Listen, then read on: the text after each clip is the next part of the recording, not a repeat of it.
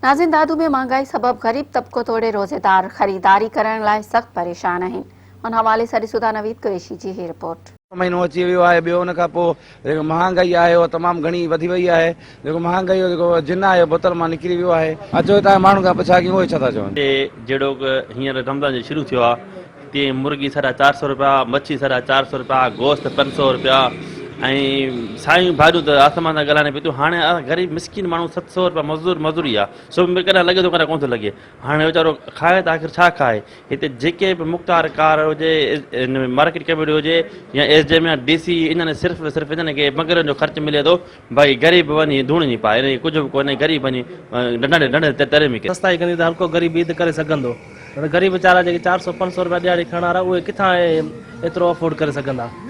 ग़रीब वीचारा माण्हू परेशान आहे, खाधे लाइ परेशान लॻा पिया आहिनि। अटो, चांवर, खंडु, गिहु, त हे ईद जा कपिड़ा या बूट वग़ैरह किथां वठंदा। जे असांजे सिंध वारनि खे जेके हुकूमत हलाइनि पिया मुराद शाह खे, ऐं ॿियो आहे इमरान ख़ान। असां ग़रीब माण्हू, मज़दूर माण्हू जेको 2 रुपया कमायूं था, घर में पूराऊं, न भाॼी था वठी सघूं, न को फ्रूट वठी था सघूं।